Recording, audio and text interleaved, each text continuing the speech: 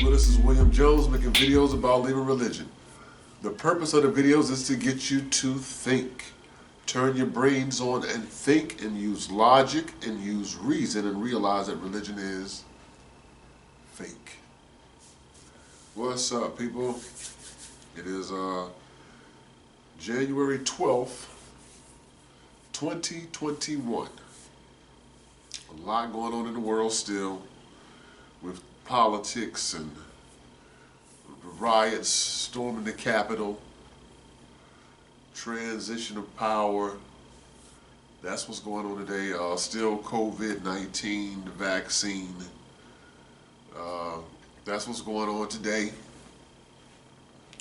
right now. So, for this video, I just wanted to talk a little bit. I just seen on a post in the Leaving Religion group, somebody said something about, like what happens after you die. And people have their own opinions about what happens after someone dies. And I have my own opinion as well. In my opinion, when you die, I mean, that's just it. It's no different than when you go to sleep. And when you wake up, you woke up. But if you didn't wake up, you wouldn't have known that you didn't wake up. The sleep would have just continued. You wouldn't have known. I've been put under in the hospital, and when they put you under, if you don't wake up, you don't know. You have no recollection of nothing. You wouldn't even know. So what happens after you die? Nothing. Billions of people have died. Billions of people have died. Nobody's coming back to talk. Nobody's coming back to share any information. Nothing. There's no concern for what's going to happen here in the future. There's no concern what's going to happen in an afterlife. Not for real, until you get to religion, where religion plays off of the emotions of the people, making them afraid of death to manipulate them in life, thinking there is life after death.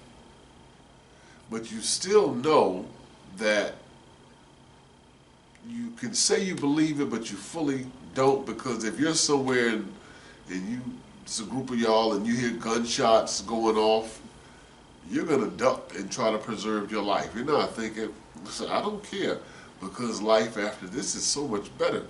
The streets are paved in gold. I get a mansion. I get to walk with Jesus. There ain't nobody thinking that.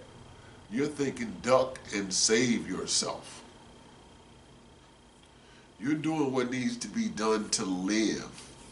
People aren't trying to die to get to this afterlife. Things just happen in this life naturally, where you die and then they make up the whole afterlife thing.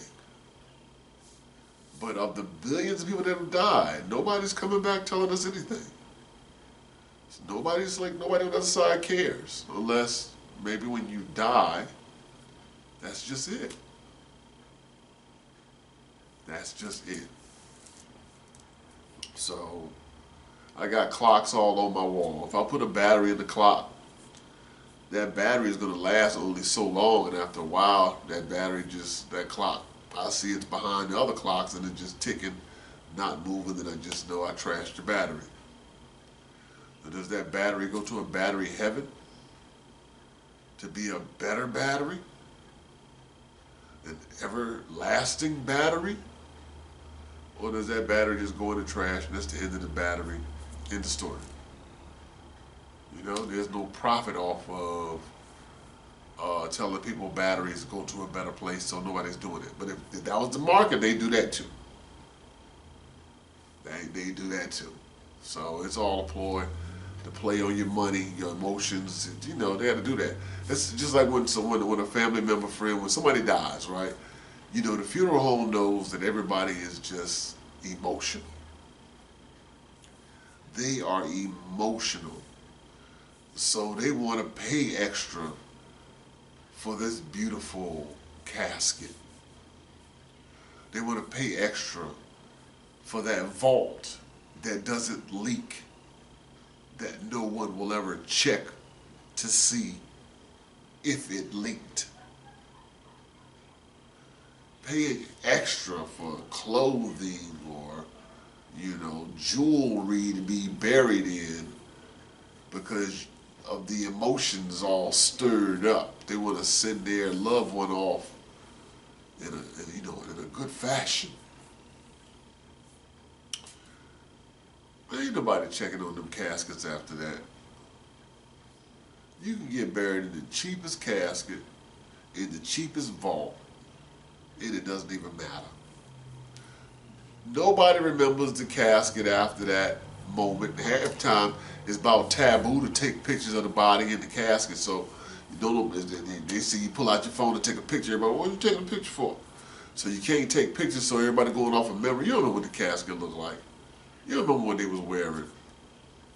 And nobody's around for the vault. You leave when they lower the body down. But it's all a play on the emotions of the people because death. They've been taught so much about death. And God has given them their wings now. He's called them home. There's one more angel in the choir. Things that make the living here feel better. But the bottom line is that person just ceased to exist physically. And this is what I'll still say it's my opinion, okay? Is that people they live on in other people, whether good or bad. They live on in other people. Because I know myself. I'm my mother. I'm so much like my mother. Only child, single mother. And what I learned from her. Mostly what I learned from her. If I would say that the second most person I'd be like, I would say is my grandfather, which is my mother's father. But look how that runs. That's my mother's father, so it's still on the same line. And I learned a lot from him. And then my mother's mother, and I can say all of my father's mother, my aunts, uncles. You become a composite of a lot of people. You learn from a lot of people. Yeah, my uncle taught me this, my uncle taught me that, and my aunt taught me this, my cousin taught me that, and you learn things and you become those people. They live on in you. Like when I do my yard, I trim my yard up and take care of my grass. I grow grass, not weed. Try to kill the weeds, grow grass, edge it up, water it. I keep it immaculate, right? But when I learned that from my grandfather. So every time I'm out there edging up my lawn and out there with the blower and getting it looking beautiful, I just feel I'm doing it with my grandfather. If I don't do it, I feel like I'm disrespecting him. Just can't have no tacky yard, trash all in the yard, and the grass ain't edged up, and it's all weeds with no grass, and the hedges are not trimmed, and that was just what he taught me. So that's just how I am now. A lot of things my mother taught me. That's what I am. So, like my grandfather has passed away, but he still lives on in me, my cousins, and my aunts and uncles, other people, things passed on. So that's why it's important to do what's right now, so that your legacy or what you're remembered for is good. Because some people do bad things because their parent or whoever did bad things and they picked up that habit, and that's their legacy. You know what I'm saying? This family was a drug addict and I was living there, and I started messing, I sold their stuff, and then I became a drug addict, or I became an alcoholic. I got addicted to, prescription pills, whatever it may be, and that person, they beat their spouse, and I noticed I started beating my spouse. I mean, whether good or bad, that person lives on in you. And people have to take therapy for certain people who affected their life in such a negative way, but they are part of them that they still have to, they can't run for themselves, but that person is in them, in their psyche. That person lives on in them, even in a negative light.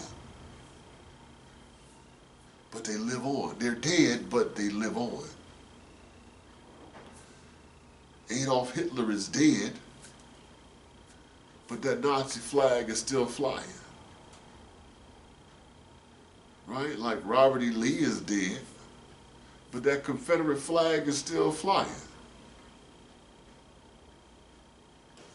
You understand? I mean, a person might die, but that don't mean that they died. They died physically, but it doesn't mean they died. Because, like, just to switch another gear, for me, Tupac was murdered in 1996. To me, it's never been like he's dead. There's so much footage of him online. I just don't feel like I'm not saying, oh, Tupac is alive somewhere. I'm just saying they play his stuff on the radio, especially the stations I listen to play older music, like he just came out.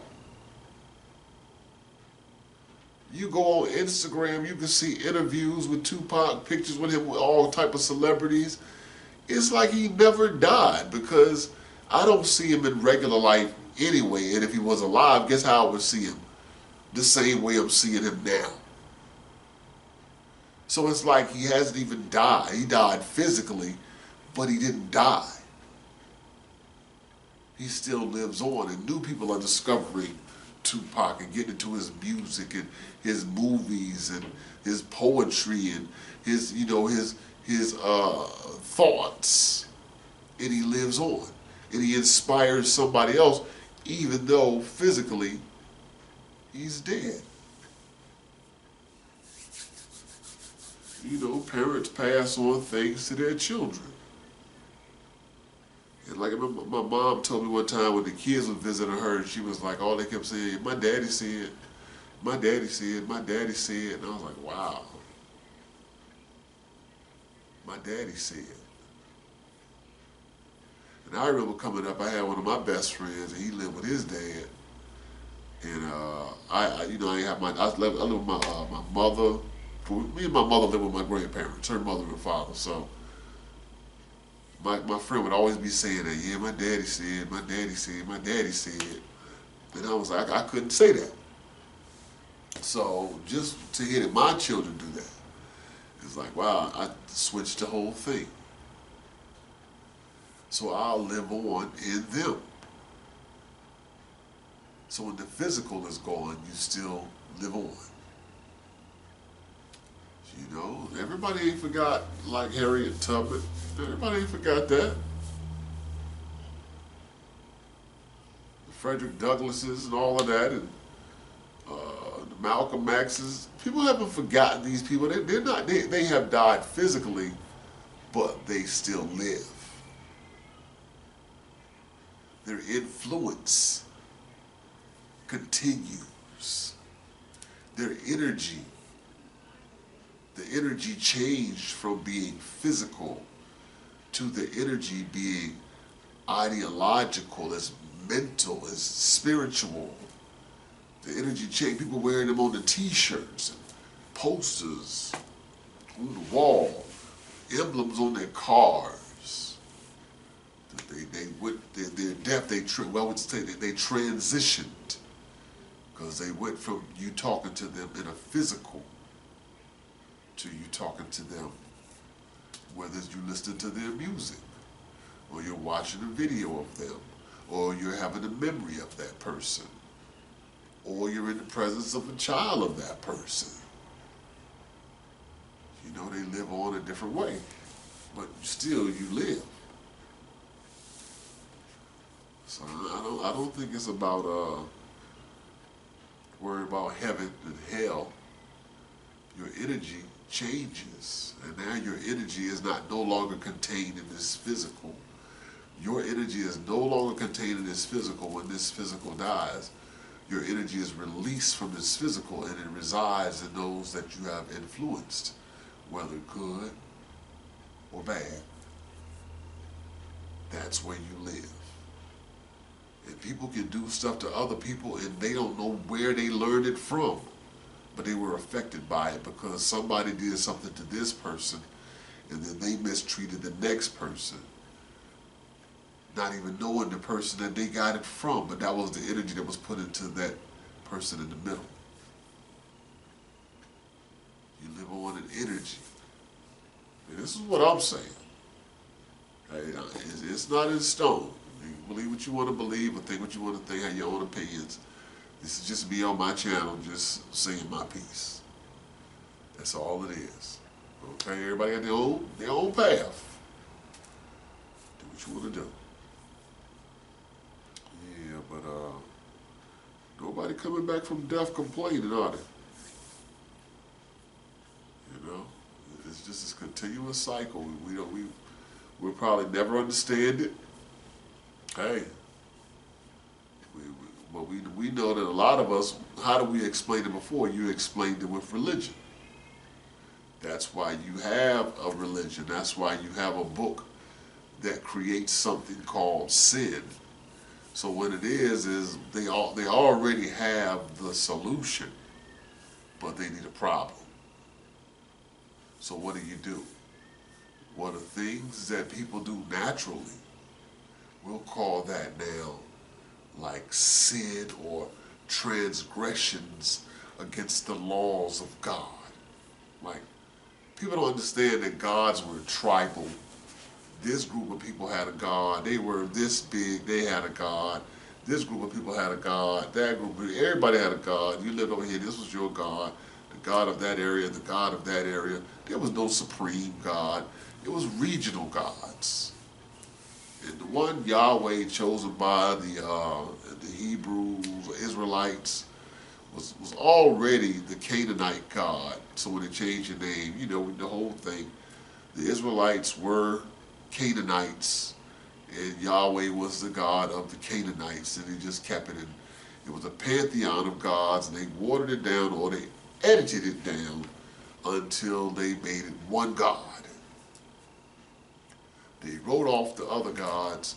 In fact, most of the other gods became called angels. They became the angels. And like Baal was demonized, but he was Yahweh's brother, worshipped by many. Yahweh was the child of El and Asherah, bottom line. So religion is used to explain the unexplainable. And it just so happens that because of the agenda of the Roman Empire, Judaism was chosen and exploited and turned into Christianity. And it went from being tribal for the so-called Jews or Israelites, the Jews, to being taken from them, and that was passed on to the world. The world don't have to go through the Jews to have Christianity in Jesus Christ. Because in fact, those same Jews deny that Jesus Christ ever came. And they still await their Messiah. Okay? They took these people's religion, pimped it out, added something more to it. But what they added on, when they took the Old Testament, which was Judaism, made a New Testament, which superseded the Old Testament, which took the Judaism and says, no, yeah, that was the foundation, but that was just to grow it into Christianity, which we now run. So you gotta have your New Testament, not just the Old Testament. But that's just religion. taking advantage of what people believe, because the bottom line is people are scared to death and they want help in life. Life, if you watch any nature channel, life is all about getting something to eat. Animals spend the majority of their lives trying to find something to eat. Bears hibernate so that they don't have to spend their time finding something to eat, because they eat a lot. That's what it's all about. And after we get something to eat, we need some shelter. That's what it's all about. So these people are using other people from way back before we had all these electronics and malls and things that we had. It was a simple way to exploit people by using mythologies and beliefs to get these people to give their portion of their little small incomes and their loyalty, their obedience to the church. That's what it was about. That's what it's still about. What it was about. That's what it's still about. Where Mo Jazz sit on that thing? What he said is that it was, I'm just looking up. I gotta remember that. I got technology. I'm trying to remember something for. I gotta get his permission to put this up there. For Mo Jazz, get his permission to put this up here. This is what he said on Facebook. Instead of pastors feeding 5,000 people like Jesus, the 5,000 people are rather feeding their pastors. Rethink. I like that. It ain't about the people. It's about the man. It's about the man and how he feels so important within this group of people. That they are loyal to him. They will listen to him. It won't research what he says. It won't call him out when he's wrong. They'll blindly follow this man and will defend him. That's religion. And then when you come along and show them something solid,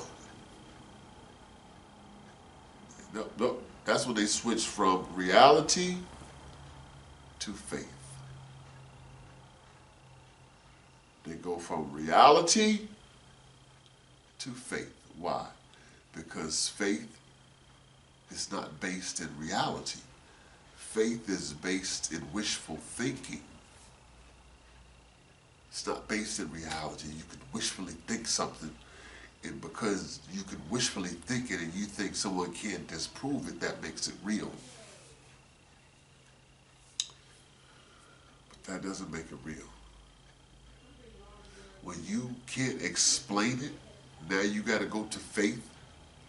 Really what you should do is use some logic and reason and realize that that thing you can't explain in reality, you can't explain it because it's not real.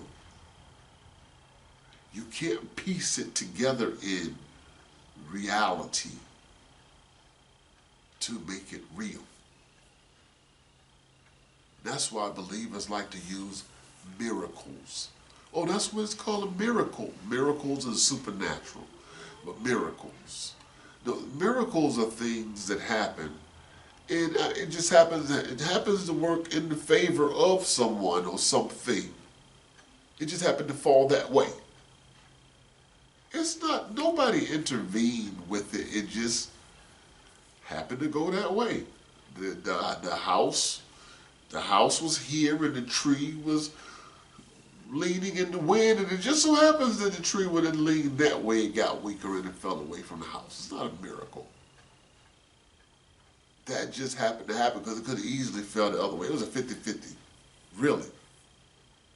It's not a miracle.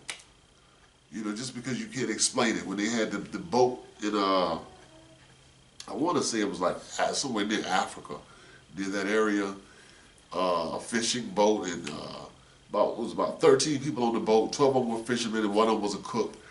And at night the boat capsized and the cook got caught up into the pockets of the ship. And when he was under there for some days on the boat. bottom of the water, the body of water they were in. He was stuck in that boat in the dark, caught up in there, stuck in the pocket of water.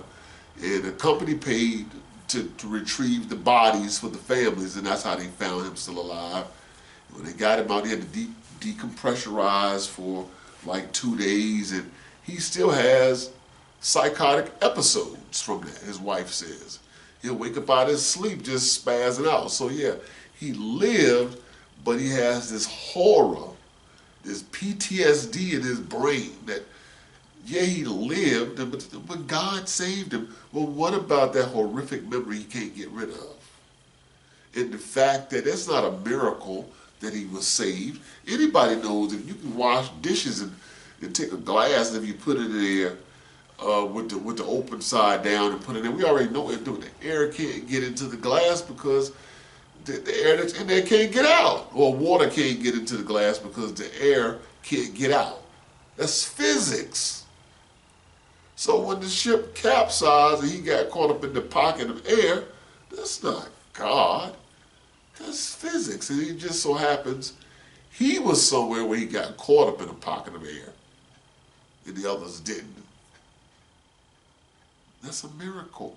But the man had psychotic episodes, waking up. You imagine being stuck in a body of water in total darkness.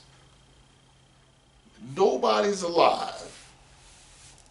And you're just sitting there pretty much waiting to die. In your mind as well, what you think, you know, nobody's coming back to get you. This is it for you. You're just going to either starve to death or die from dehydration. And you just got, you're in your grave. God did. Did God need to Men in Black him, neuralize him, and poof, wipe that memory away so he can live in peace? Believers can make excuses for everything. They can't make no excuse for this COVID-19. No, churches is closing down and still can't have services. This has changed. This has changed church. Church is forever changed. Believe that. This didn't help at all. And look at here. No help from a God either, is there? Well, let me go ahead and end this video. My card seems to be acting up. I think it's full. So I just want to touch on a couple things here to give y'all a video. I'll still be working on other material. Everybody out there, stay safe. Take care of your family. Love one another. Subscribe to the videos. Like the videos. See you in the next video. Peace.